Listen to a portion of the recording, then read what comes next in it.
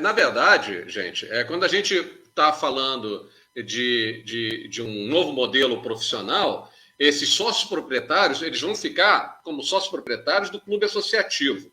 Porque, na verdade, o que eu imagino de um modelo profissional para isso, esta SAF, entre aspas, ela deveria ao clube pagar um royalty pelo nome. O nome, Clube de Regatas Flamengo. O clube associativo receberia um royalty, e esse royalty seria aplicado aos esportes amadores, ao basquete, enfim. O basquete não vai para a SAF. Os outros esportes, a manutenção do clube, os interesses do clube associativo seriam supridos pelas mensalidades dos seus sócios e por esse royalty a ser pago anualmente, minimamente, ao clube pelo fato de ele ser o dono e único, exclusivamente, o dono da marca Flamengo. A marca Clube de Regatas Flamengo, o Clube São Paulo, o Grêmio, etc., eles deveriam fazer isso. Eles não deveriam vender sem garantir a posse e todo o direito sobre a marca, que sobre ela deve-se pagar um royalty. Isso é o modelo que eu faria. E aí eu vou agora para o Luiz, que ele está quietinho lá, só está enchendo a gente de informações aqui no backstage, né? Mas não vai escapar, não. E aí eu tenho uma pergunta. Ele fica no backstage aqui mandando informações super importantes. Hoje a gente já ficou sabendo que o Flamengo não tem 40, mas sim 51 milhões, potenciais 51 milhões de sócios, de sócios de torcedores. Quase a Espanha do Vidal, porra. Quase a Espanha do Vidal. E aí, é uma pergunta que eu até já coloquei aqui, que é a pergunta que faz pensar. Você compraria ações do Flamengo como um investimento rentável e garantidor de dividendos? Eu quero colocar um assunto que até o Luiz não participou, talvez tenha acompanhado pelos nossos vídeos. Nós fizemos uma discussão sobre o modelo de negócio do Flamengo aqui. Paulo já respondeu, né? Pergunta, pô. Com a participação do Vidal, né? E eu acho que o Bonfatti também teve dessa discussão, não sei se o Paulo estava. Mas que a gente conversou é o seguinte: o Flamengo tem um mercado, porque quando você pensa num investimento em ações, né? E você pensa na estrutura em que aquela empresa que você vai fazer investimento, estrutura de mercado, que eu quero dizer, você faz uma avaliação do que aquela empresa tem de capacidade de geração de lucro. Quando você pensa numa petroleira, você está pensando num mercado que necessita do petróleo para se locomover, e certamente esse produto ele é quase para necessidade infinita, né? E aí você, por exemplo, nos Estados Unidos, você tem a Shell, tem a Texaco, enfim, tem outras companhias de petróleo que são cotadas em bolsa de valores e, eventualmente, elas sofrem aí alguns efeitos de mercado que não estão nas mãos dos seus gestores. Por exemplo, uma alta no barril de petróleo que, eventualmente, pode causar algum tipo de transtorno nos seus custos ou alguma restrição no mercado que adquire aquele produto por uma questão de preço, etc. Né? Ou um contingenciamento pela falta do produto em determinado momento, por uma guerra. Falando especificamente na parte do futebol, do caso do Flamengo, nós temos 40 milhões ou 50 milhões de consumidores eternos. Tá certo? E que a cada dia nasce um flamenguista, boa palavra, um novo consumidor. Olhando por esse aspecto, é muito óbvio a gente falar, sim, eu compraria ações, tá certo? Mas o que você acha que seria o grande potencial desse Flamengo na geração de dividendos, como sendo esse ativo uma carteira de geração de dividendo para me sustentar como acionista? Quer dizer, é um mercado só, o Flamengo tem que estar sempre competindo e ganhando.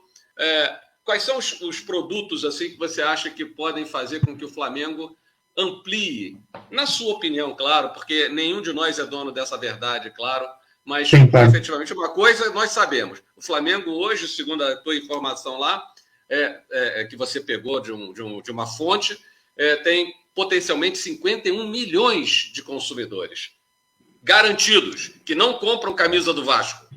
Não compram camisa do Vasco. Não compram do Flamengo. Às vezes, muitos deles não compram do Flamengo. Mas não compram, com certeza não compram do Vasco.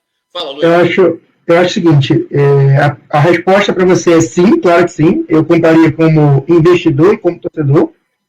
Eu acho que seria um excelente investimento pelo potencial de crescimento, tá? Então, a questão de dividendos está muito relacionada com a capacidade de geração de lucro de uma empresa. Então, eu acho que o Flamengo ainda tem muito potencial, e no caso aqui, como ele ainda é uma associação, ele não pode gerar lucros, o que ele vai gerar é superávit e que vai ser reinvestido. No momento que ele se tornar uma SAF, aí sim ele pode auferir lucros, e esses lucros, na medida que ele vai ser distribuídos, exatamente. Então, assim, se o Paulo... fazendo uma continha aqui rápida, tá, Paulo? Assim, atualmente, o maior programa de sócio-torcedor do mundo, se não me engano, é do Bayern de Munique, com 320 mil sócios-torcedores. Se a gente considerar que 1% da torcida do Flamengo, nesse número que eu tive agora, tá, ô Celso, aderisse ao sócio-torcedor, a gente teria 500 mil sócios-torcedores.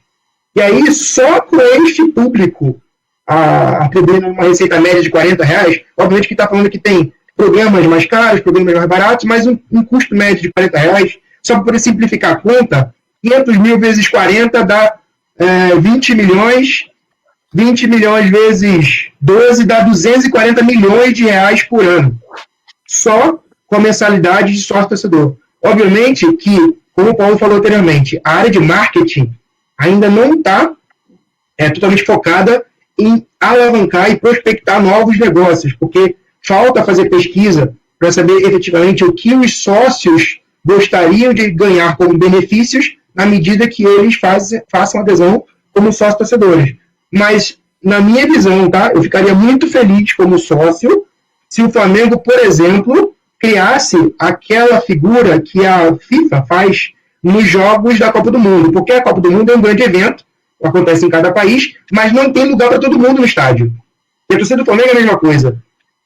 Então, ele poderia criar em cada estado uma figura do FIFA Fan Fest. Por que não Fla Fan Fest? E aí você teria esses lugares para que a torcida possa se reunir e que nesse lugar ele seja um lugar de confraternização e de comemoração como se fosse um grande estádio.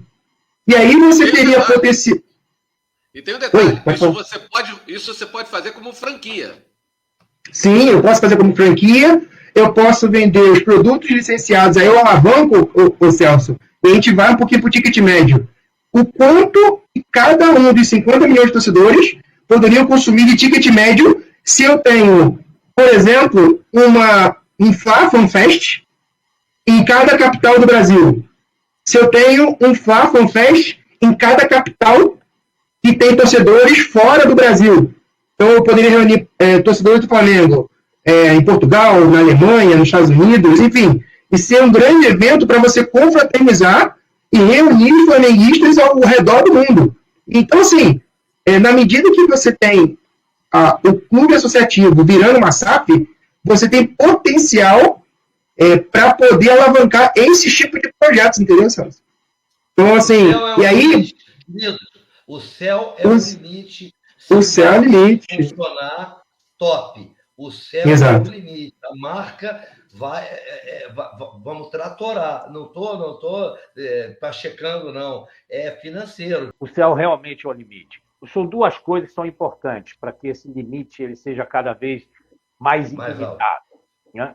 Usando aí uma figura retórica. Primeiro, é o mercado crescer. E segundo, você aproveitar todas as oportunidades que o mercado te dá. Quem não quer um negócio desse, cara? Quem não vai explorar isso? O cara está lá, ele vai consumir ali, porque ele vai comprar a camisa do Flamengo, ele vai comprar não sei o quê, vai comprar um produto X, Y, Z. É só você saber marketear bem esse produto.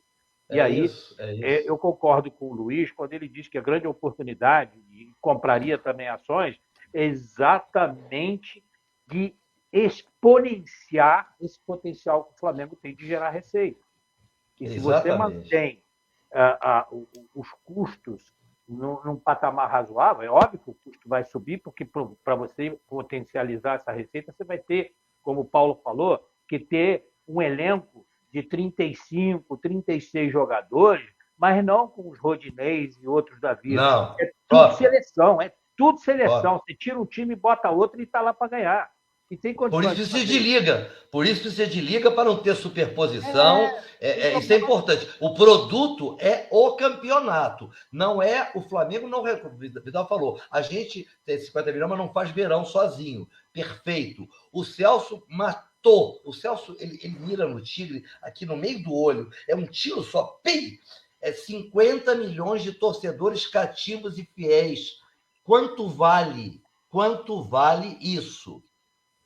Eu acho que aquilo que você falou hoje, o Flamengo, se você fizer uma continha rápida, se ele tiver um potencial de gerar 2 ou 3 bi de receita, minimamente com 10 ou 15% de resultado final, nós estamos falando de 200, 300 milhões, 450, 500 milhões de resultado.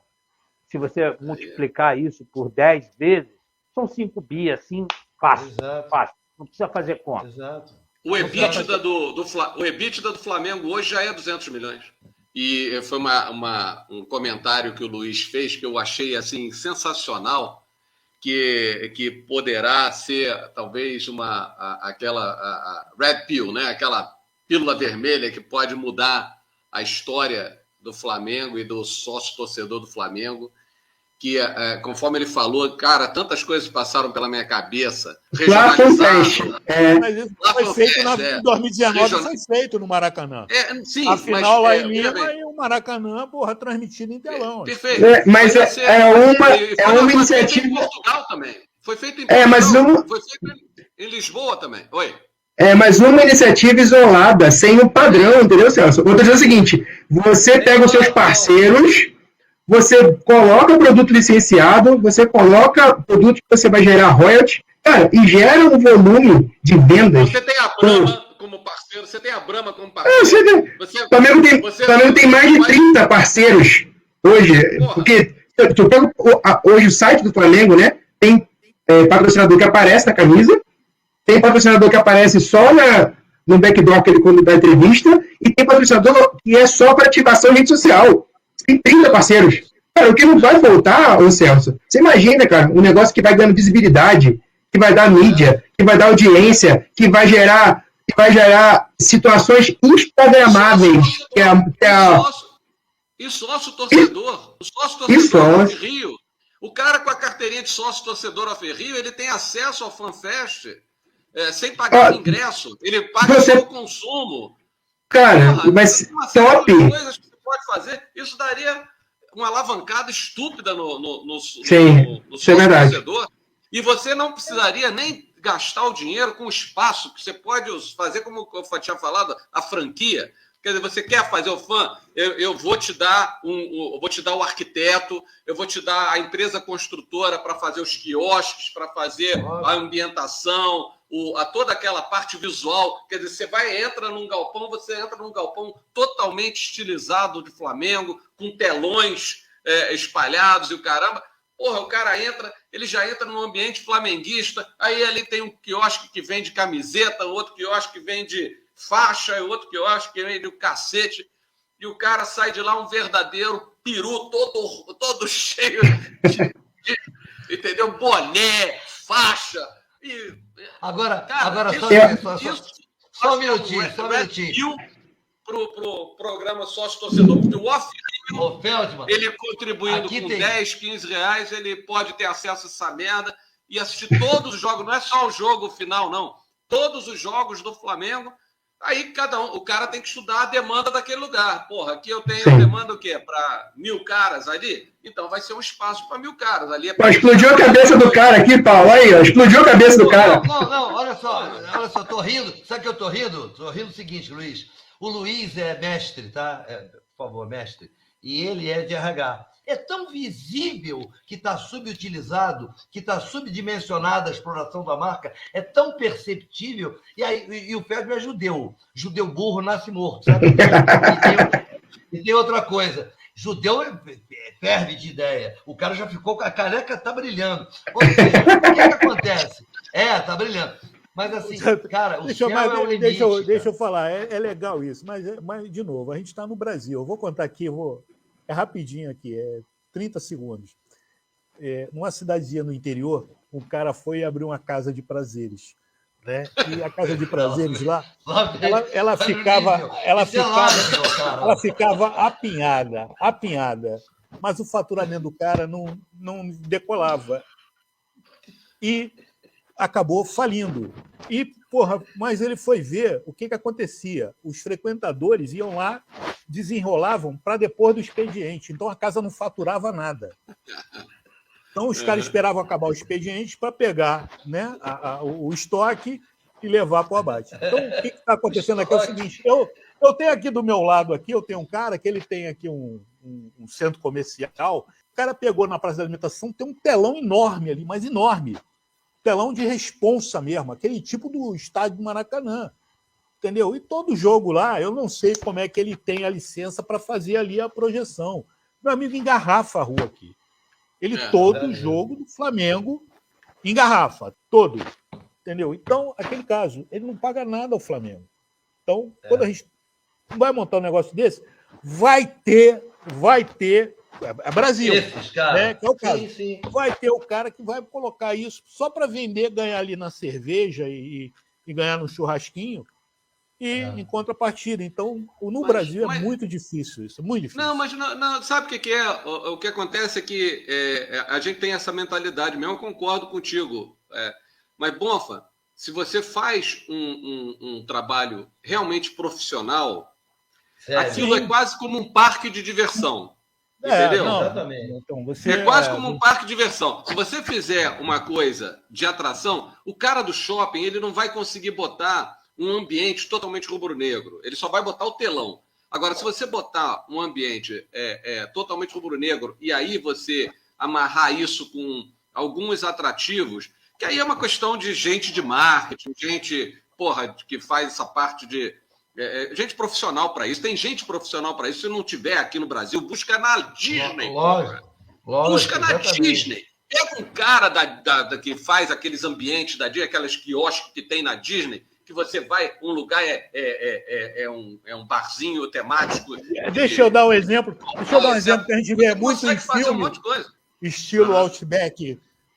Vendo o jogo no telão, né? Da final do basquete ou do beisebol, né? Aquele cara no bar ali, com chapeuzinho, corneta, a torcida ali. Então, isso é... Aí é um lugar de ver o jogo. O que eu imagino, quando essa FanFest, FanFest, eu acho que vai muito próximo do que a FIFA faz. Refrigerante, tudo. É tipo um Rock in Rio do Flamengo. É tipo exato. Flamengo. Seria isso. Vocês... Seria Rock in Rio. Exatamente. Teria um espaço instagramável que venderia produtos licenciados, inclusive, Celso, a gente tentaria diminuir a influência da pirataria vendendo produtos subsidiados pelo clube. Camisa de clube que hoje você compra no camelô, um preço mais módico, né? Com a questão do sócio-torcedor em categorias, você daria desconto para produtos oficiais licenciados para torcedor. Além do que você pode, como tem o próprio Flamengo, existem camisas que não é esta camisa oficial de jogo, que são camisas acessórias, que é camisa polo, camisa não sei o que lá, short não sei o que lá, casaquinho, caralho, a quatro, que você consegue vender. Até camisa social, pô. Para o cara poder trabalhar.